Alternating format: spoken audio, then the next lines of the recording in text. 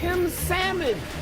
Oh, I did. Yes. Yes, I forgot about Tim Salmon. Come on now. You like salmon? Yeah, love it. Good, My because there's so favorite. many things you don't eat. Yeah, So, you know, like you don't eat anything green, am I correct? And no. Broccoli. Okay, but you eat no fruits, right? No Apples. fruits. Oh, that's it? That's it. Broccoli That's and the apples. list. Fantastic. Welcome to PTI, boys and girls. In today's episode, the Eagles meet. The Panthers pick up where they left off, and Steve Young joins us for 5 good minutes. But we begin today with last night's dramatic comeback by the Yankees to beat Toronto 9-6 and keep their series alive. Toronto scored quickly on a Vlad Guerrero Jr. 2-run homer in the top of the first, then stretched that lead to 6-1 by the third inning, knocking out starter Carlos Rodon. The Yankees got 2 back in the third, and in the fourth tied the game on Aaron Judge's dramatic 3-run homer off the left field foul pole. The Yankees won as their relievers shut down Toronto for the last 6 2/3 innings. Wilbon, what is the word for how this game played out? It's not even a game. It's the home run. It's routine, or it's the natural. Take either one. The foul pole made it more than natural. Yeah. And it was hit to right field from a pull right. I'm left field, left pull, field. right-hand hitter. Ruth Way would have inside gone pitch. to left to right field. And it just it was Tony. It was majestic. When he hit that thing, I was watching by myself and started screaming because, as you know, I said arrogantly for 2 days the Yankees are going to win this game. Yeah. And it's 6-1. I'm not looking real good. But when he hit that, that's got to be right now. It's early for a guy who hasn't won a World Series. He's not Jeter. He's not DiMaggio. Not he's yet. not Mantle. He's yet. not Nope. Ruth or Nope. Gehrig. Nope. He's not Berra. This is his moment right now. So I thought that game was pretty much lost early, but the saving grace is that it was too early to be lost. And the Yankees came back quickly. And that home run is a fabulous visual moment when it knocks off the foul pole. And it is a symbolic moment because he's their big man. But it only tied the game. They still had to win the game. Didn't you feel they had no. every bit of They go momentum? out, they get a home run from Jazz Chisholm, they get another run in the fifth, they get another, that same inning 2 runs, then they get one in the sixth, and they win the game, they keep their season alive, and maybe it is a reset here, because I was given the statistic today that Toronto was 39-0 this year when they had leads of 5 runs or more. I mean, the word that I would have used for the Yankees is determination. I would have said collective determination. And I would have included the bullpen. Mike, the bullpen's ERA in the playoffs was 9, was 1 run an inning. Now it's only 6.46, but you shut down a hot team.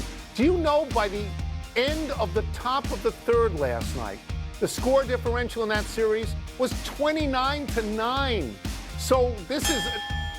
I don't think you can overstate the potential meaning of that win. But Boone said during the on-field interview, or whatever they call that thing, in dugout interview, we got to hold him down a little bit. No, they held him down completely. The bullpen did. It's still on Judge.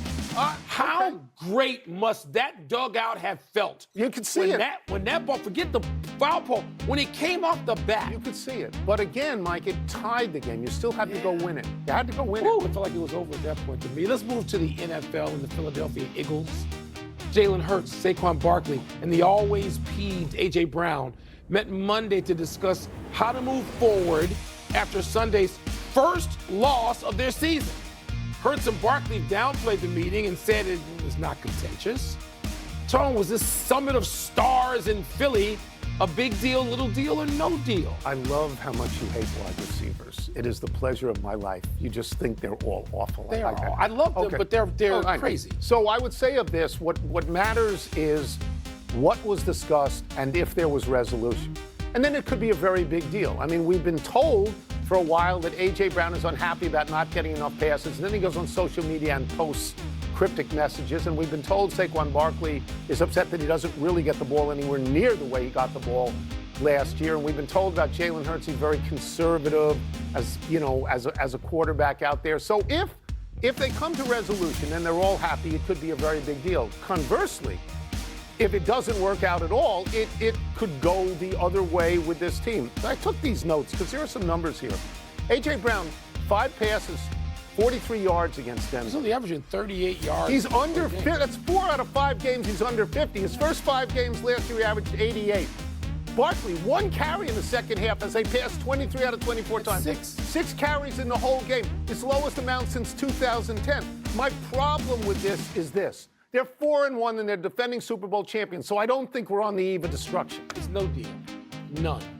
First of all, when you're at practice every day, all day, and some people get to the compound, I'm sure Hurts does, at like 5:30 in the morning, what else are you supposed to do but meet and talk to each other? What the hell are you there for if you can't talk? I realize 2 generations now can only text to each other. Maybe they text. I'm glad they're in a room and they actually talk. Maybe they That's a breakthrough. Get me headline writers. No. It's no deal. This is what they should do. They should talk about it. It's one loss. Yeah. The Philadelphia Eagles, let us remind all the other shows. They won 20 out of 22. They're not going undefeated. They weren't going undefeated. No. And are the Philadelphia Eagles going to make the playoffs? Yes or no? Oh, sure. Yes, they are. Oh, sure. Okay, so let's stop. The NHL regular season opened yesterday. One of the featured games had the 2-time defending Stanley Cup winners, Florida Panthers, beating your Chicago Blackhawks 3-2. The last time the NHL had a three-peat was 1982, when the Islanders did it on their way to 4 in a row. The Panthers raised their banner yesterday, and their rings are inscribed, and I quote here, "We apologize to no one." Wilbon, what do you think of their three-peat chances and the inscription on their rings? I don't give a damn about their rings. The three-peat chances, I don't see that either. I don't. I mean, I can think of a couple of teams that came close. A lot of teams won multiple championships. The Penguins have done it. The Kings did it. The Blackhawks did it with a loss in Game 7 at home in overtime of the Stanley Cup semifinal, keeping them from having a shot at 3. So people have come close, but nobody's done it. I don't think Gretzky did it. Gretzky didn't do it. So, I mean, they went like 2-1-2. Yeah, Gretzky didn't do it. No, I don't see it. I'm not saying it doesn't take away from Florida's greatness to have done what they've done so far. Yeah. But no, teams bubble up. Edmonton's not going away. If McDavid and Draisaitl and Gang are healthy, I expect them to sort of catch them and pass them. I'm going to deal with the inscription very, very briefly here. I think it comes from the fact that both Matthew Tkachuk and Sam Bennett said this stuff in the various championship celebrations. It's pretty chesty to put on a ring. They were reacting to the notion that they were not just a physical team, but a dirty team. Yeah. Okay, they won. They can do what they want. That's fine. I agree with you about the three-peat, and I've thought about this. I mean, I agree with you because it's over 40 years since it's happened.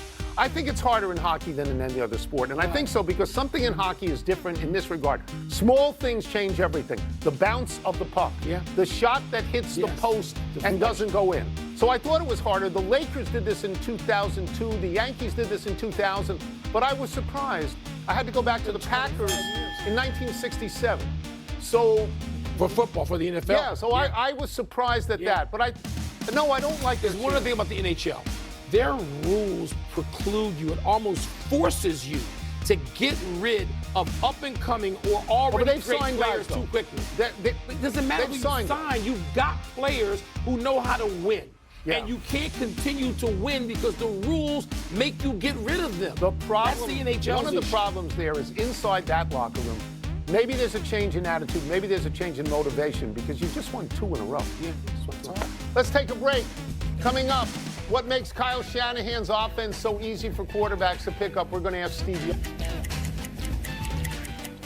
We've got some NFL issues to discuss with our great friend and the man who threw righty before I suggested he try southpaw back in the summer of 1981. Hall of Fame quarterback Steve Young. Let's start with this. Mac Jones, he looked pretty good subbing for Brock Purdy. As a quarterback, what makes Kyle Shanahan's offense so friendly to a wide variety of people? Let me just quick anecdote. So I'm at the, night before the hotel at a home game where they go through the first 15. Bill Walsh started that back in the 80s where the head coach is going to introduce the first 15 offensive plays, go through the reads so that everybody goes to bed with what's, they're clear-minded. And so I'm sitting there watching him introduce the first 15 classically, and I'm thinking the plays, I'm like, man, that's cool. Oh, that is ingenious. That is amazing. And so at the end of it, I go up and he says, you didn't mention blitz. Kyle, you didn't say anything about blitz. He goes, oh, no, it's good against everything. And I was like, what? You're telling me you get to run all that cool stuff and I don't have to worry about blitz? Like, so that was my response to your question is, that's the genius of innovative football that Andy Reid and he and Sean McVay and Sean Payton started about 10 years ago in a tactical advantage because he's made the job of quarterback not simple, but man, it helps you be better. The full measure of who you are as a player can come out, is the way I would say it. And you're seeing that with Jimmy Garoppolo. You're seeing it with Brock Purdy. You're seeing it with Mac Jones. Yeah. Then Steve, why don't more people copy it? It's supposed to be a copycat league. Why don't more coaches say, let me do this? Track everyone that's come out of those guys' coaching trees. Mike McDaniel in Minnesota, just track it. It's throughout it's better than ever, Michael, because they've all been trained in this way, but not everybody is elite innovator, right? Because Kyle has to keep reinventing himself all the time. And that's unique. Andy Reid, 67, 66 years old, is reinventing himself every week. It's a certain spirit of that's why you're a genius